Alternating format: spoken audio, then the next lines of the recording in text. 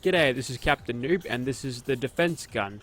Now, if you'd seen the thumbnail and had a look at that, you'd probably call this weapon something else, but this is a highly customizable standalone weapon that uses the pipe animations, so they're going to be nice and familiar there, and we'll get into the attachments now. So first up, for the receiver, this thing has quite a lot of receivers actually, so it's got like a normal receiver for each of the 38 special rounds, but you can actually upgrade each and every one of these to fire 45 ACPs, which will give you a little bit more damage. So getting the best receiver on this one, I'm going to chuck on the 45 new automatic receiver there. It's an interesting name for it, but we'll go ahead and chuck that on. Next up, for the barrel, so you've got a stub barrel, short barrel, long barrel, very reminiscent of the pipe rifle indeed. Got the cone barrel, which gives you better hip-fire accuracy and light variants of each. An extended barrel, which is not extended at all, to be honest. That's like a stub barrel right there. And then we've got the more vented barrels, which definitely look really good right there. So we'll go for that short vented barrel right there. Next up, for the stocks here, you've got a whole bunch of metallic stocks, which look really good indeed. But if you've seen what this weapon is in the thumbnail, you know that I'm going to use this stock. Now, is it all looking familiar?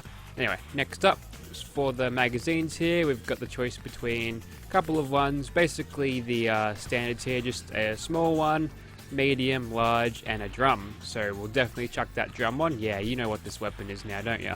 Next up, for the sights, we can choose between irons or glowies. A couple of sights here, including a front one and a rear one. If you'd like to have the reticule be smaller, I probably would put the front one on. Next up, we've got the scopes here, which are pretty good too, but I'm going to go for the glow sights here because I'm pretty sure I want to be using an iron sight with this weapon. Now for the muzzle attachments here, whilst the bayonet there is very tempting indeed, I'll go for a suppressor for that extra damage. And if I did want to actually get extra damage, I didn't really mention this earlier, but I scrolled over it. If I wanted to get a little bit more extra damage, I'd put the plus P ammunition in there, and that'll give me a little bit more damage, but I won't get the ammo capacity out of it, so we'll keep that drum mag in right now. If this thing doesn't do it for damage, we'll definitely change it. And of course, there's always a legendary effect that you can chuck on this one if it's not quite doing it for you. Alright, so 105 damage doesn't seem very good, but let's get into Gunner's Plaza and test this thing out anyways. Alrighty, so here we are in Gunner's Plaza. We're going to be nice and stealthy with this, so let's go ahead and kill some people.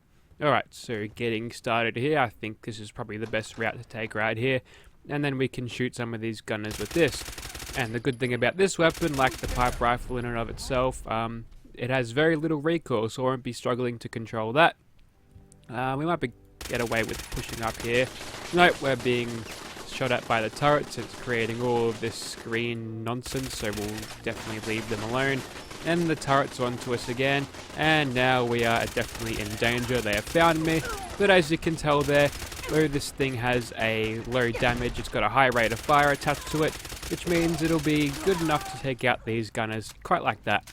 Another good thing about this weapon is its ammo capacity, and whilst these tanky gunners are taking a lot of bullets for us to kill them, we're getting all these bullets on them anyway, since we've got this big old snail mag in here. So yeah, it's doing well. Now, players of Battlefield 1 would probably definitely recognize this weapon by now. So instead of the defense gun, I'm just going to call it the MP18 because, I mean, that's what it is. The only difference with this is the bolt is on the wrong side, but as you can tell, if they're using pipe rifle animations, the bolt's going to be on the side anyway, so I'm not going to fault the modder for that. Although, if they wanted to make themselves a cool little standalone weapon mod and have the bolt on the other side and include custom reload animations and everything for it, I would be very happy with that. Now this weapon right here, you'd probably want to use that 1911 mod that I showcased a few days ago. I'm not exactly sure when, but it was quite a while back, but that was a very solid weapon mod there, and with those Battlefield 1 animations, this would very much suit them. And all you'd need is a cool little anti-tank rocket gun thing, and that'd actually be kind of useful because gotta kill those super mutants. Anyway, more about this weapon. So with the sneak attack criticals, you lay waste to just about anything. Basically, that's what all automatic sneak attack critical weapons do. since you can activate sneak attack criticals in Caution now rather than just in Hidden like you would in New Vegas and Fallout 3, you can absolutely stack heaps and heaps of them. Although the range on this weapon is a little bit lacking, so we'll go into VATS here and just to test this out. Not going to be the best weapon with VATS. There we go. We get a little bit more sneak attack criticals on her, and that'll finish her off nice and quickly. And though we are sort of out of range of this weapon, the fact that it has no recoil makes it very easy to land targets even on the most tanky gunners far away to kill them nice and efficiently.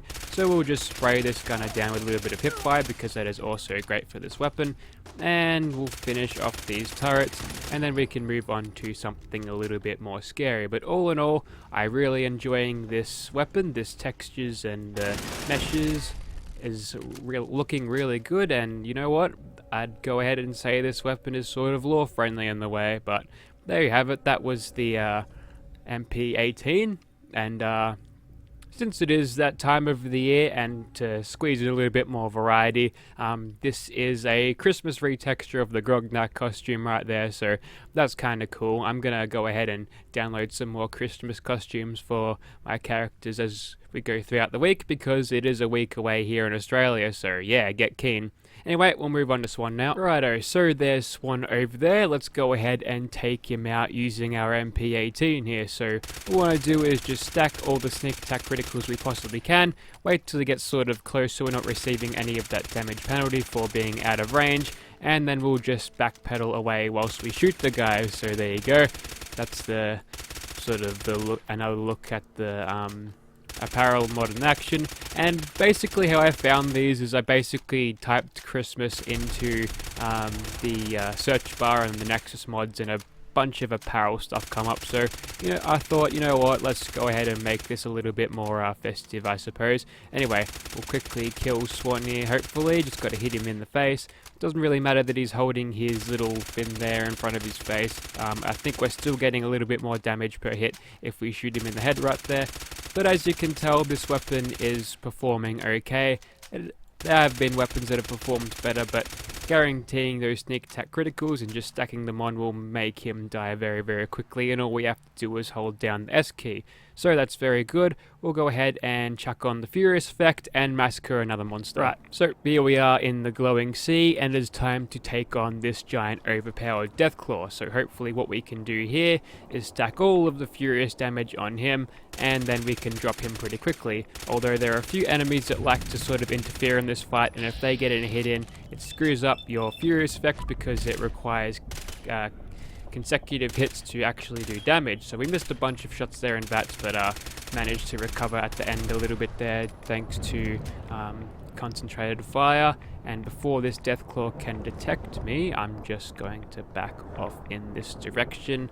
Looks like there's going to be a red scorpion on him, so unfortunately that'll reduce our stacks to 0, which means we'll have to start from the start. But we won't we'll use this time just to get a bit more sneak attack criticals on him, and since this weapon's hip fire is so good, we can backpedal twice as fast as we would if we were aiming down sights, and hopefully we can take him out. There we go. So that is one dead Deathclaw, and with the help of the Furious effect, you can do very, very well with it. And there you go, there's some perk victory music too. We'll go one more monster, I reckon. Oh no, it's the Kraken. Fire the cannons, send it to Davy Jones' locker. There we go. Take this, you abominable crab. There we go, sneak attack criticals with cannonballs. Would you believe it would happen? Anyway, so we're doing a pretty good job on him with the cannonballing effect here, and I don't think he's going to last too much longer than this. Poor bastard never had a chance, but we're going to be eating a lot of crab sticks tonight, and wow, this water looks cold. Let's just swim right through it. Yep, we're fine. Don't worry, it's 40 degrees over here. The snow's only for show. So that is about it for the MP18, or defense gun if you'd like, and yeah, it's a pretty damn good weapon. You've got decent animations, although they are ported from vanilla, but they're implemented very well. You've got great models and textures here, and the customization options are nice and fresh. So if you'd like to see this weapon in your game, be sure to check out the description below. There shall be a link to that. And if you're interested in the apparel for some reason, I'm going to chuck a link to that in the description below so you can grab this for yourself if you've got a melee character that you want to make look like a Christmassy type deal. Anyway, thank you for watching, guys.